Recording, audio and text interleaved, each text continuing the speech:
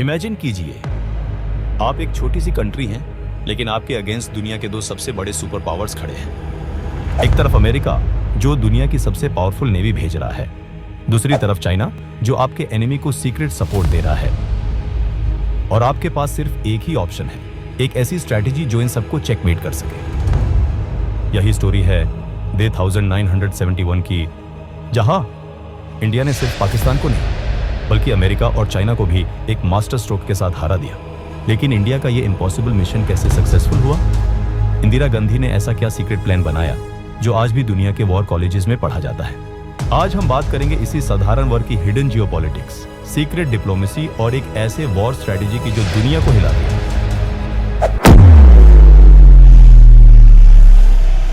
East Pakistan में लोग आजादी चाहते थे, लेकिन पाकिस्तान गवर्नमेंट ने इन पर ऑपरेशन सर्चलाइट चला दिया, एक ब्रूटल मिलिट्री ऑपरेशन।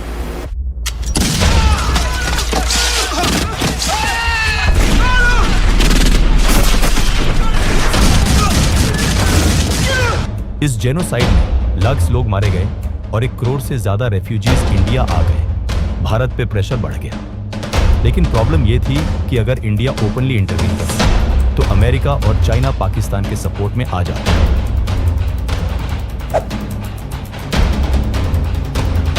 यही स्टोरी है डे 1971 की, जहां इंडिया ने सिर्फ पाकिस्तान को नहीं बल्कि अमेरिका और चाइना को भी एक मास्टर स्ट्रोक के साथ हरा दिया।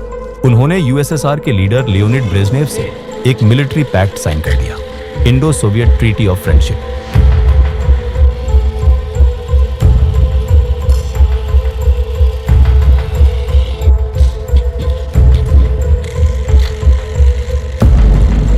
मतलब अगर अमेरिका या चाइना इंटरफियर करेगा तो रशिया इंडिया की मदद करेगा। यह एक चेस मूव था जो कोल्ड वॉर के रूल्स तोड़ रहा था। मीनवाइल अमेरिका और पाकिस्तान सीक्रेटली चाइना से डिप्लोमेटिक टाइज बनाना चाहते थे। निक्सन और किसिंजर सीक्रेटली पाकिस्तान के थ्रू चाइना का सपोर्ट लेना चाहते थे ताकि रशिया को वीक किया जा सके। लेकिन उनका ये कोल्ड वॉर पावर मूव ही उनकी सबसे बड़ी मिस्टेक बन गया।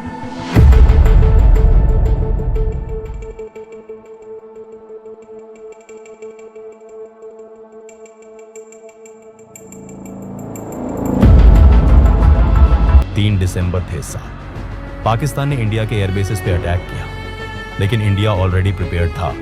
विदिन 13 डेज इंडियन आर्मी ने ईस्ट पाकिस्तान कैप्चर कर लिया। ये वर्ल्ड वॉर 2 के बाद की फास्टेस्ट डिसाइसिव वॉर थी। और फिर वो मोमेंट जो दुनिया ने सोचा भी नहीं था। 14 दिसंबर इस रात पाकिस्तान ऑफिशियली सरेंडर करता है। 90,000 पाकिस्तानी सोल्जर्स ने इंडियन आर्मी के सामने हथियार डाल दिए। ये वर्ल्ड वॉर के बाद का सबसे बड़ा मिलिट्री सरेंडर था।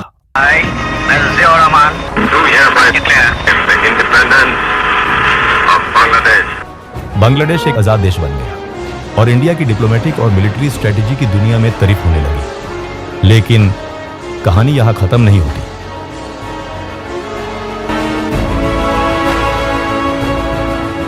आपको क्या लगता है अमेरिका इजीली हार मान गया हो? नहीं, अमेरिका ने अपनी सबसे powerful naval fleet 7th fleet Bay of Bengal भेज दी।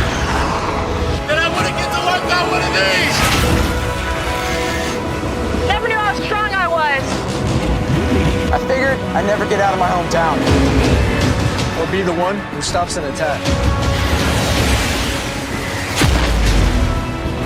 यूएसएस एंटरप्राइज, जो दुनिया का सबसे पावरफुल न्यूक्लियर एयरक्राफ्ट कैरियर था, इंडिया को धमकाने के लिए भेजा गया। लेकिन इंदिरा गांधी और यूएसएसआर ऑलरेडी एक और सीक्रेट प्लान बना चुके थे। रशिया ने अपने 17 वॉरशिप्स और 2 न्यूक्लियर सबमरीन्स इंडियन ओशन में भेज दिए। अमेरिका ने जब ये देखा तो वो पीछे हट गया। 1971 में इंडिया सिर्फ एक मिलिट्री वॉर नहीं जीता था, इंडिया ने एक जियोपॉलिटिकल और डिप्लोमेटिक मास्टर स्ट्रोक वॉरडूम के साथ दुनिया के सबसे पावरफुल सुपर पावर्स को भी चेकमेट कर दिया था। इस ईयर एक सथा नहीं, ये एक लेसन था कि कैसे स्ट्रेटेजी, डिप्लोमेसी और प्लानिंग के साथ छोटी कंट्री भी सुपर पावर्स को हरा सकती है। आज भी इंडिया की फॉरेन पॉलिसी में 1971 वॉर के डिप्लोमेटिक लेसन्स वर्सन यूज होते हैं। तो आपको क्या लगता है, अगर आज वैसे ही जियोपॉलिटिक्स होती तो इंडिया फिर से ऐसे ही सुपर पावर्स को आउटस्मार्ट कर सकता। कमेंट्स में बताओ। और अगर आपको ऐसे ही माइंड ब्लोइंग हिस्टोरिकल और जियोपॉलिटिकल स्टोरीज देखनी है तो लाइक, शेयर और सब्सक्राइब जरूर करो। मिलते हैं नेक्स्ट वीडियो में, तब तक के लिए जय हिंद।